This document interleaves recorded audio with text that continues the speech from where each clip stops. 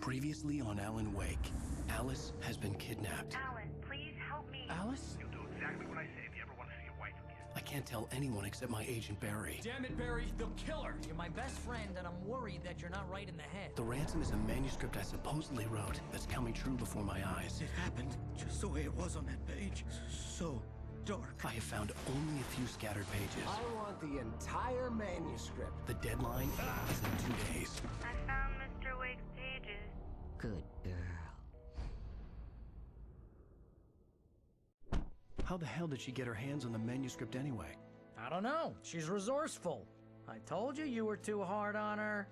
Listen, I found out all sorts of interesting stuff while I was digging around. Yeah. Mr. Wake, it's Sheriff Breaker. We have an FBI agent here, Agent Nightingale. FBI? He's anxious to see you. You'd better come to the station. Okay, I'll be right over, Sheriff. Let's make this quick, huh? Help you folks? Name's Randolph. I'm the manager. We're looking for Rose. Works as a waitress down at the diner. Rose, sure. Nice girl.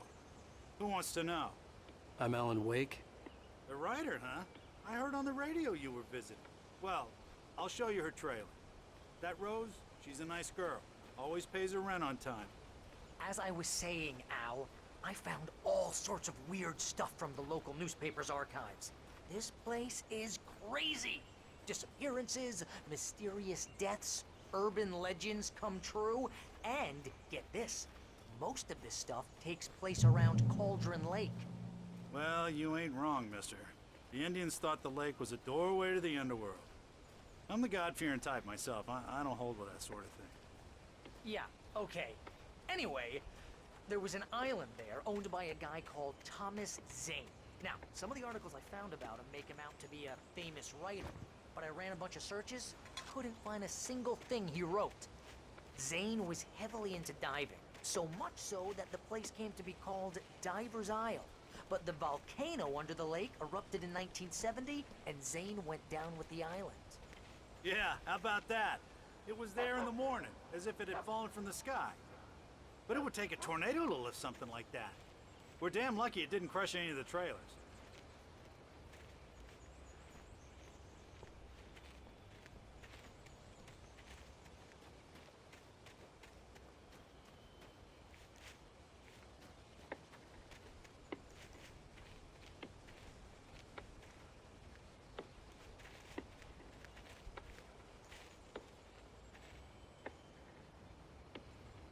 It gets better.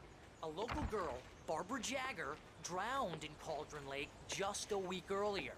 They were lovers. Sure, Jagger's a local spook store. The Scratching Hag. Comes for you in the dark. Childish stuff like that. Anyway, Al, I'm just getting to the best part. All of the articles about this stuff were written by Cynthia Weaver. I asked around, and she's that crazy bag lady you met. What, the lamp lady? She can be a little loopy, but she's not homeless or anything. Yeah, anyway, she knew both Jagger and Zane before they both died, and she had some kind of a breakdown.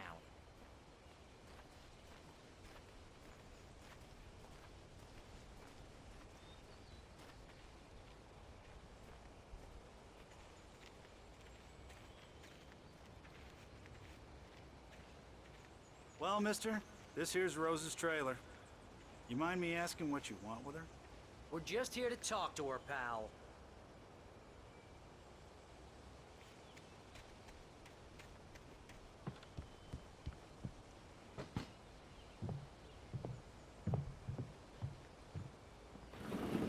Welcome to...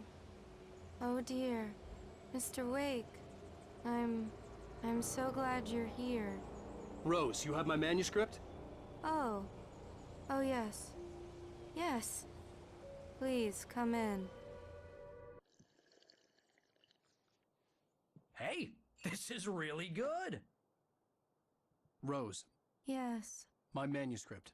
I really need it. I understand. I know what you need. A muse to inspire you. Oh, for Barry. She doesn't have anything. Yeah, hey, Al? Al, what's... Oh... Barry!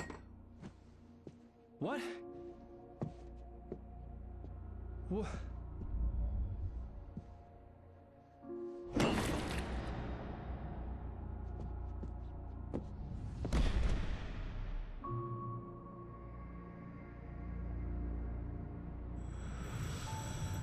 It's coming for you, hiding in my barber's skin. I'm too weak to stop it. You must turn the lights on.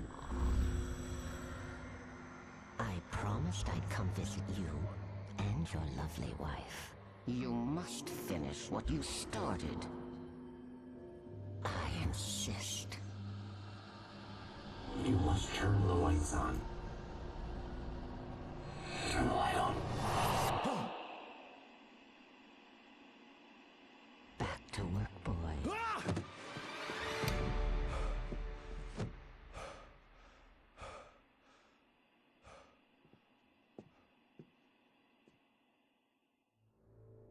I felt nauseous, hungover. Only anger kept me going. I can't tell reality from dream anymore, but it seems I have an imaginary editor to help me. She's an old woman in a funeral dress. I call her Barbara Jagger. She's very strict. I'm writing faster and faster. My manuscript is being heavily revised. The edits are getting very aggressive, and each day there's less of me and more of her. I hate it, but I know she's right. She promises me I can save Alice this way. She knows more of this than I do. About the complex incantation I'm attempting. About this place. She's worked with another writer under similar circumstances, Thomas Zane. The genre of the story seems to be shifting. It's turning into a horror story. I'm getting close. I can feel it.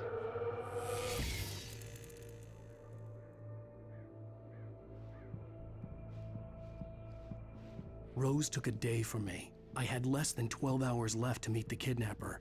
All I could do was get Barry into the car, work something out once I got on the road. Welcome to the Oh Dear Diner. What can I get you today? Coffee? I couldn't work up much hate for Rose. Something had used her to get to me and left its mark. My gun and flashlight were gone. I'd have to find a way to get Barry into the car as quickly as possible. There was no time to waste.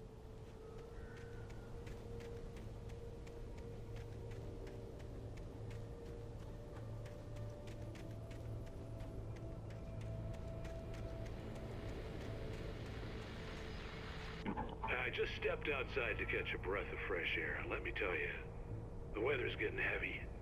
Nights like this make me especially glad I'm here talking to you and not home in bed. Once the weather takes a turn like this, I can't sleep at all. It's all tangled bed sheets and dark thoughts, punctuated by the occasional plunge into nightmare. Is it just me? Well, perhaps it is. But I hope I can make the night a little bit easier to get through. Caller, you're on KBF FM. Hey, Pat, it's Walt Snyder. What's on your mind, Walt? Well, I ain't the way you are, but, well, I can't sleep either, you know? I just been staring out the window here, trying to make sense of it all, but, I ain't been drinking either, you know? Well, you sound like a man with a problem, Walt. I had a, argument with Danny, Danny, and, then I got in trouble with the law, and, I'm just, well... I heard something like that, Walt. Yeah, well, he's, Danny's my best friend, and, they let me out on bail today, and now I'm just alone here at the window, waiting. Man, and there's something in the air tonight, man. I was just outside looking up at the sky above our broadcast tower thinking the same thing. What are you waiting for, Walt? I don't know. Something's gonna happen. I think I better go. Well, Walt, maybe... No, thanks, Pat. Well, good luck to you, Walt. Hang in there. Let's take a little break, folks. This weather's really something else, huh? How can I be sure that you will walk away? Why do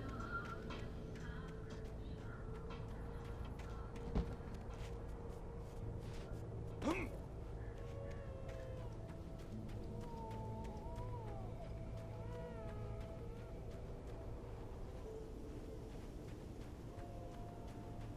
you're gonna get it now.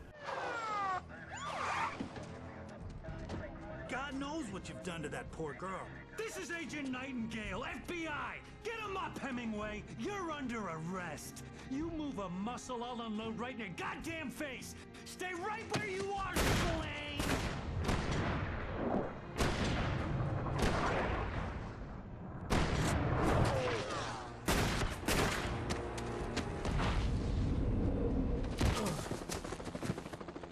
What are? I'm standing right here, you goddamn maniac!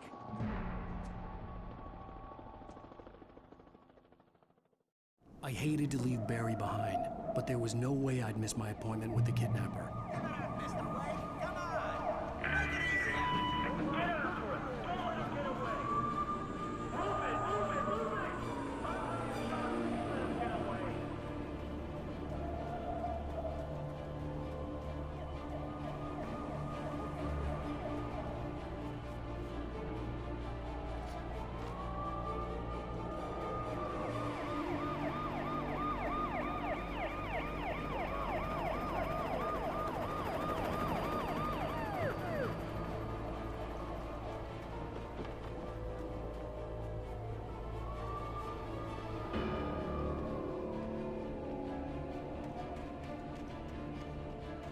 There he is! We have the suspect in sight!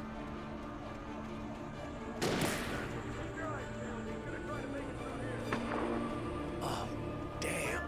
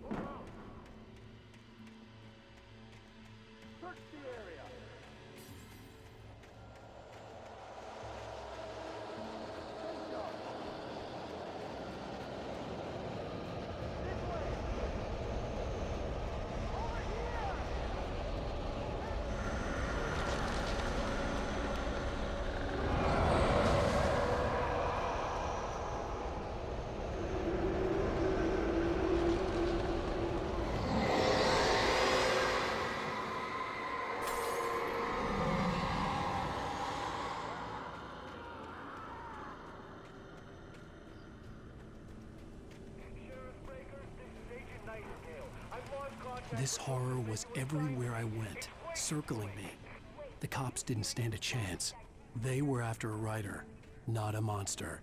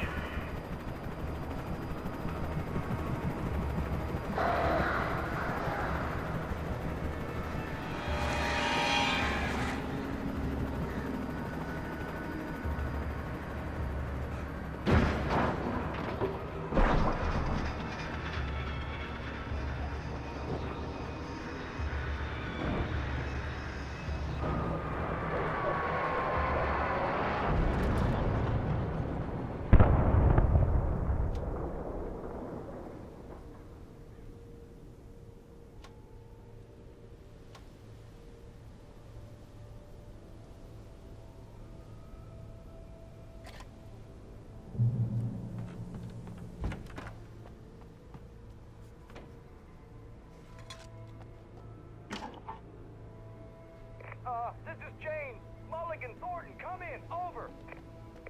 Thornton here. James, we got both Wheeler and Rose in custody. They didn't put up a fight or anything.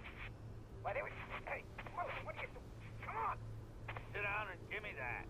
Jane, Mulligan here. Over. Go ahead, Mulligan. Over. We got Wheeler and Rose here. Wheeler's drunk or hopped up on something. Speaking of which, that Fed had a pretty distinctive whiff of Otis Scotch about him, you know what I mean. Over. I don't have anything on that, Deputy Mulligan. Over. Well, whatever. Anyway, Rose is just being plain weird here. You better get Doc in to take a look at both. Over. Gotcha. You better get them here quickly. The, Fed's gonna want to interview Wheeler. Over. Oh, yeah, I'll bet he does. Looks like they have a lot in common. Mulligan out.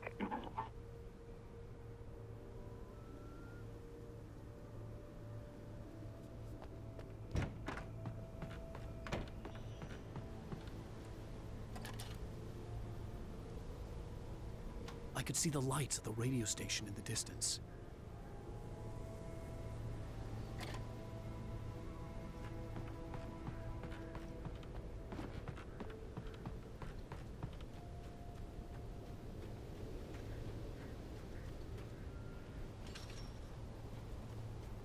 I imagined that the broadcast tower in the distance was part of the local radio station.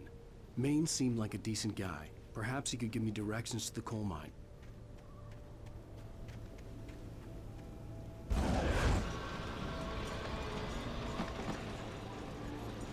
Unnatural shadows clung to the gate. The darkness that was after me was trying to stop me. I wouldn't get through without a light. There was no power to the searchlight.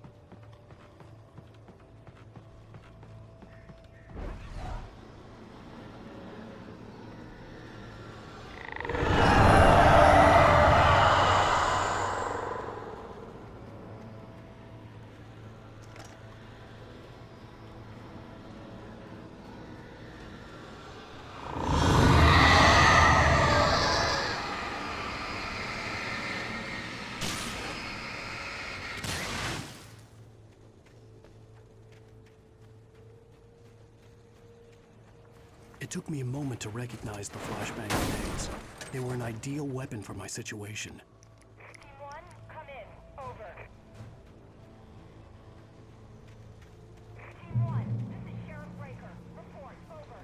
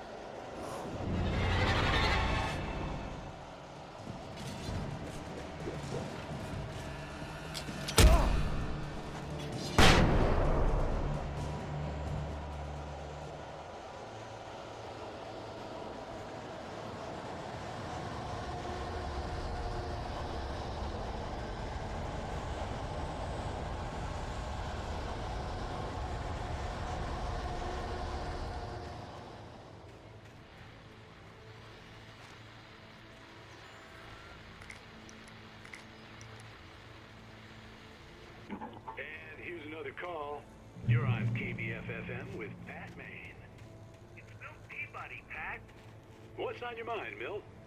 Well, I live near the trailer park, Pat, and there's a big ruckus going on over there. Well, that's just up the road from me, too. What's going on, do you know? I don't know, but there's a bunch of police cars there, lots of sirens, a helicopter buzzing around, and I think I heard some gunshots. Gunshots? Yes, sir, like from a pistol. So can you find out what's going on? Because it's just next door and they're popping off guns there. They're still shooting? No, it was maybe 10, 15 minutes ago. It sounds serious, Pat. I'm telling you, it don't sound like no party. I'm certainly going to give the station a call, Milt. Okay. You'll hear it here as soon as I hear from them. Okay, thanks.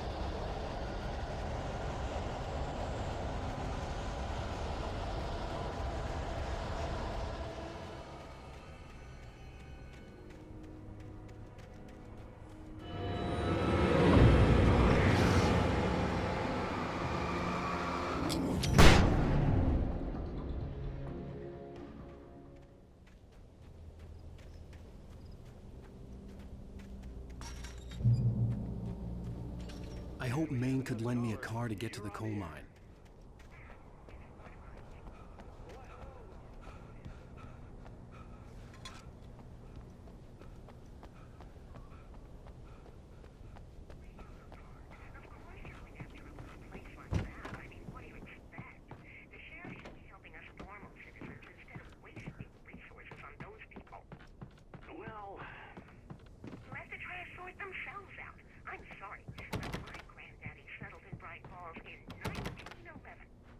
Well, thank you very much for that compassionate viewpoint, Lorna. Oh, here's a little surprise. The famous writer Alan Wake just walked in. Folks, I'm going to see if I can talk him into an interview. Come on in, Mr. Wake. Oh, I'm so glad you could find the time to do this, Mr. Wake. Nowhere to run now, Dan Brown. You back away from me. Don't hurt it. Whoa. Everyone calm down. Put the gun down. We're all friends here, right? Cool your jets, Nightingale. We got him. Judas Priest! What the hell's the matter with you? There's a civilian in there.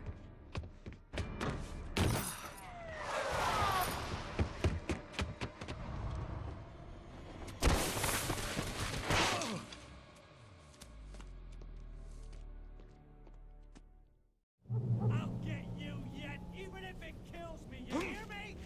You hear me, H.P. Lovecraft? I had fallen off so many cliffs it was ridiculous. That's what you get for naming a book The Sudden Stop.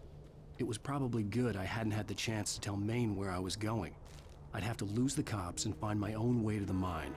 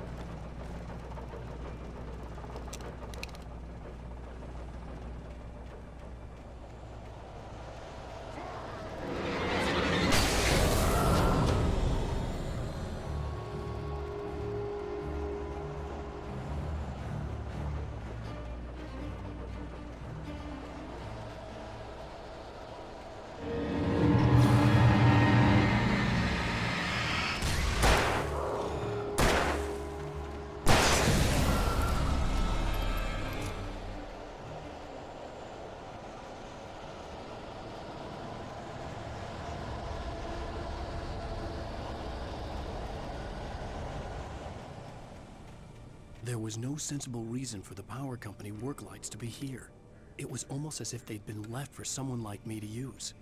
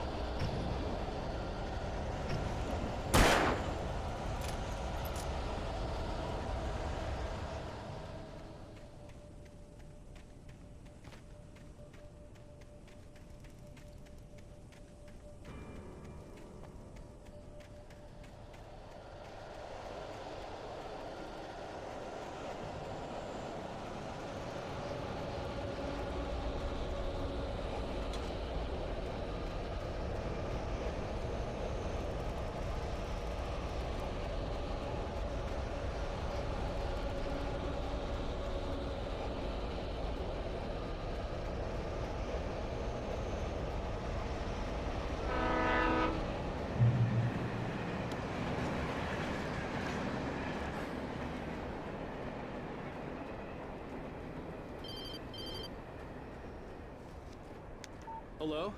The most stubborn man I've ever met. Alice? Alice? Alan, I'm so afraid. He keeps me in the dark. Please help me. I look at you, Alan, and it's not you. Something else. Looking out from behind your eyes. Alice, I'm here. I'm so alone here. It's all gonna go to hell. You need to be careful. Cooperate. The connection had been terrible, But that wasn't the only thing that hadn't been right with the call. She sounded wrong somehow, but she had called me.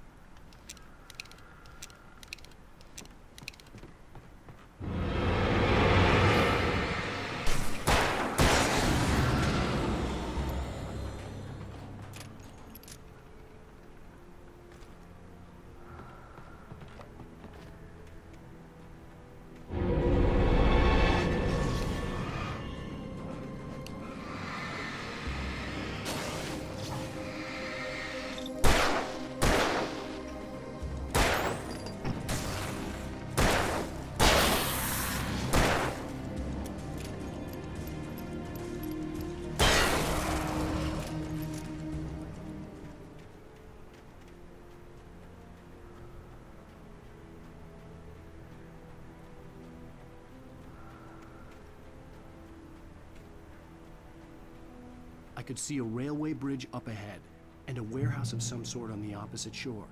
I hoped I could find a car from there.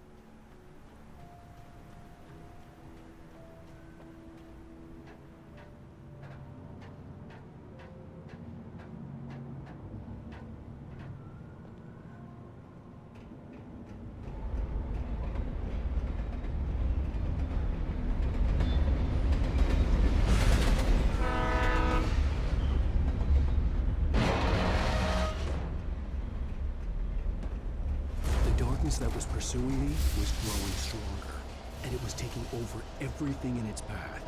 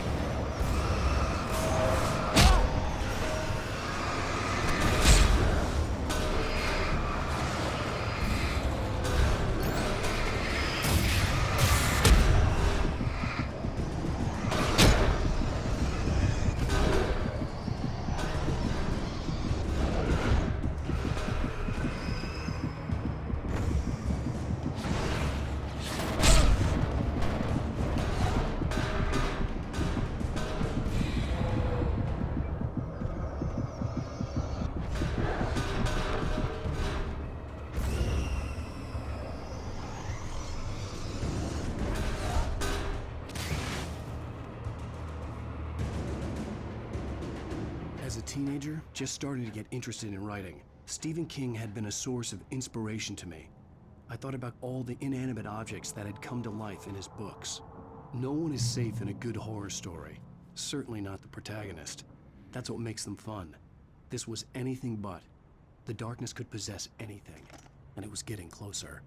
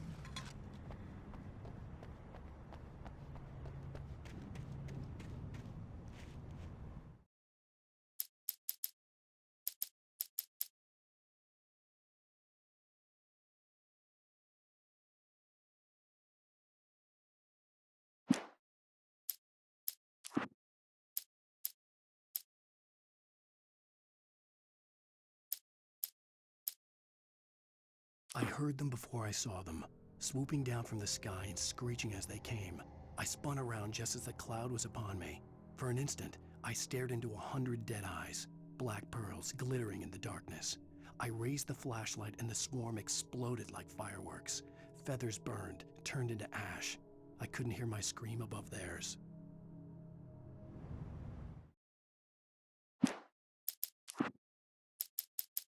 At first, I kept finding the pages as if by accident. The book I couldn't remember was either a terrible and true prophecy or an act of creation that had rewritten the world. I began to hunt the pages feverishly, for they held the answer to the mystery. With it, I could save myself. With it, I could save Alice. I stepped into the gas station's garage. It was dark and quiet. The place was a mess. It looked like someone trashed the place or that there'd been some kind of fight. Light spilled into the room through an open door at the back, and I made my way toward it. Without any warning, I was blinded by a bright light.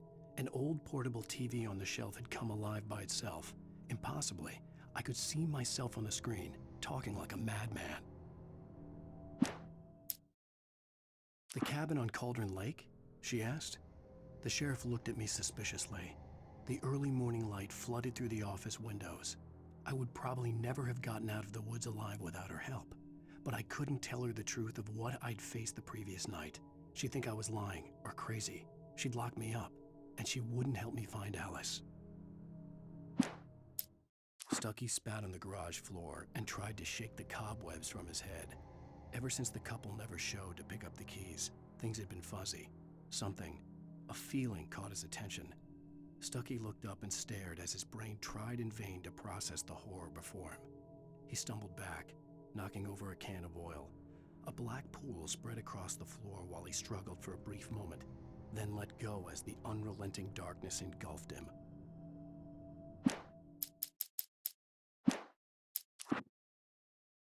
It's true what they say about the fall and the sudden stop at the end. I'd lain here in the snow while the lurid chain of scenes that had led me here kept playing in my head. A rerun of my own private snuff movie. A memory of my corpse. Alone at my own wake. Thinking in metaphors again. The femme fatale was gone. Only a sour taste remained of the kiss that killed me. This was a late goodbye. 13 years after I'd gotten my revenge. It had finally caught up with me. It had been a long time to bear the pain. My blood painted the snow red. A gruesome slushy dissolved all the scattered painkillers and leisurely dripped down to the sewer, mingling with the bile of the city, becoming one with it. I can see them now, my wife and my baby. Honey, I'm home. In spite of its human mask, to describe the dark presence as intelligent would have implied human qualities on something decidedly inhuman. Nonetheless, it found the one spot in the diner that was dark enough. Some light spilled into the corridor, ravaging it. But it took the pain. Horrible as it was, the writer would soon fix that. He would be coming to the one place where it still had power. The kidnapper fired his gun one last time, and the shadow vanished into the darkness it had come from. See? Nothing to it, Wake. The thought of Alice in his hands was revolting. We stood on the wooden platform of Lover's Peak, the waterfall on the mountain behind us, the lights of the radio mast blinking red in the heights above. I fought with the urge to take a swing, force myself to speak. Let's cut the act now. Where's my wife? Barry had never gotten along with Alice, but he knew Alan loved her with an almost frightening intensity. And now something had happened to Alice.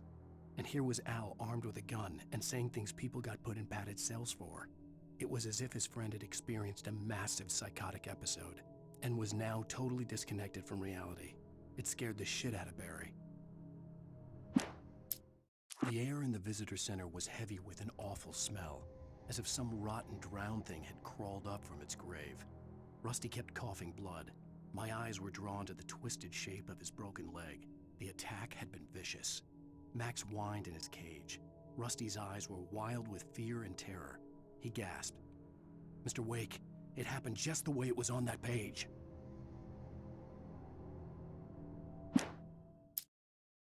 The visitor center was sturdy, but the impact turned the front of the building into splinters.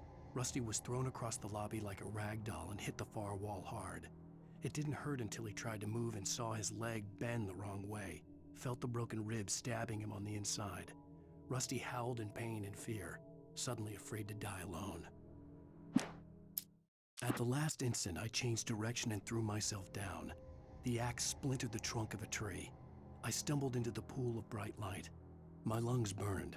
I was too exhausted to move. I tensed as I waited for the killing blow, but it never came. I raised my head. Nothing moved in the darkness beyond. For the moment, bathed in the cold light, I was safe.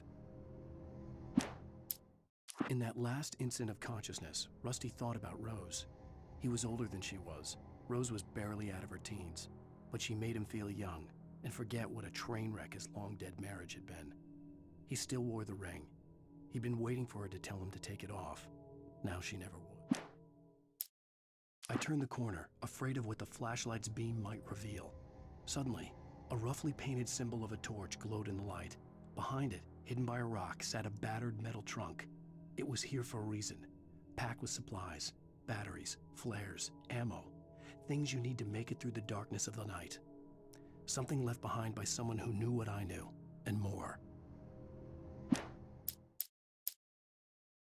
On more than one occasion, Alice had tried to explain to me how it felt to be afraid of the dark. To her, darkness wasn't simply the absence of light, but something more tangible than that. It was something you could touch and feel. Worse than that, it was something with a mind of its own, something malicious and malign. For her, things changed when they were wrapped in darkness. They turned into something else, something foreign, and nothing was safe or innocent anymore. I'd never really understood what she meant, until now. The night had been one desperate situation after another. I was exhausted, and my body felt as though it had been chewed up and spat out. The flashlight was heavy in my hand, and each pull of the trigger sent a painful shock up my arm. But I was finally out of the woods, and things were looking up. That's when I heard the chainsaw. When Barry saw the darkness attack the visitor center, it made him a believer. The men Al said he'd shot, they hadn't been just locals on crank. Somehow the world had changed, like the channel had been switched without warning. You think you're watching a sitcom, and you're really watching a horror show.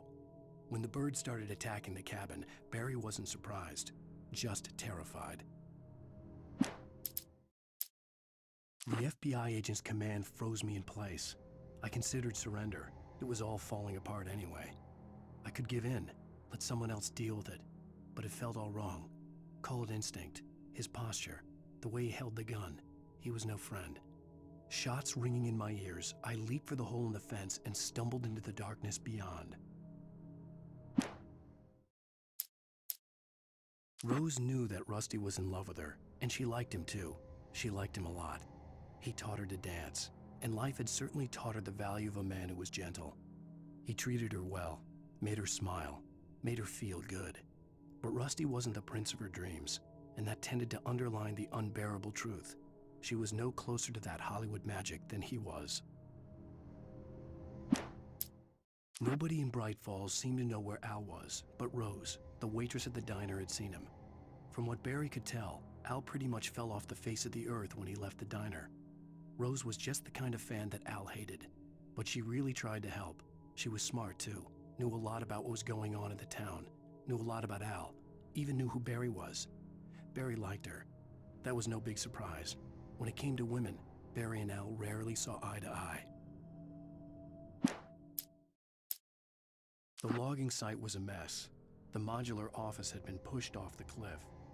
Deputy Thornton climbed up from the wreckage excited, breathing hard from the exertion. Nobody there. It's weird. Don't you think that's weird? Bored, Mulligan let out a mighty snort. Hell, it's always weird, Thornton. Just a question of sorting out what kind of weird it is this time around. Shadows stirred and the wind picked up as I ran through the forest. I felt the dark presence turning its gaze toward me.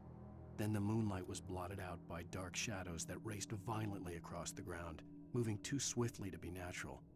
Darkness gathered between the trees and melted again to reveal the taken. No natural path had brought them here.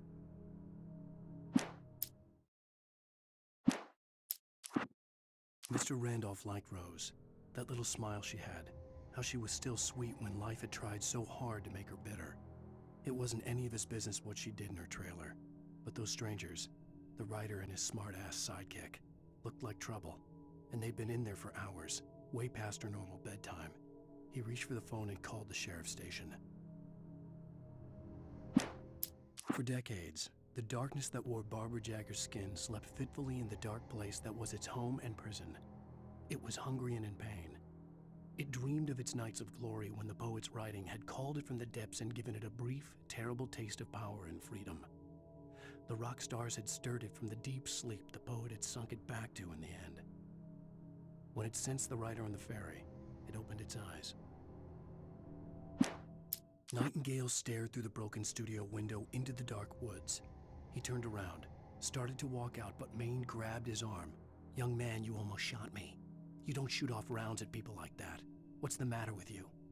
Nightingale shook his arm free, marched out. His cheeks burned with rage and humiliation. The pipe wrenched itself loose from the bridge's steel framework. Wrapped in darkness, it floated in midair, twitching. For a moment, I didn't understand what I was looking at. The heavy object lurched at me with impossible force. I threw myself out of the way, but just barely. When I turned my flashlight on it, it shook in a dark rage before it flew at me again. I slammed the door shut right in his smug face. He pleaded for me to open the door. True to form, the asshole actually thought I would obey. I had no sympathy left, no guilt either, not for him. I took a moment to savor the scream. I bet I had a smile on my face. It was all that I had time for. The dark presence was inside the lodge with me.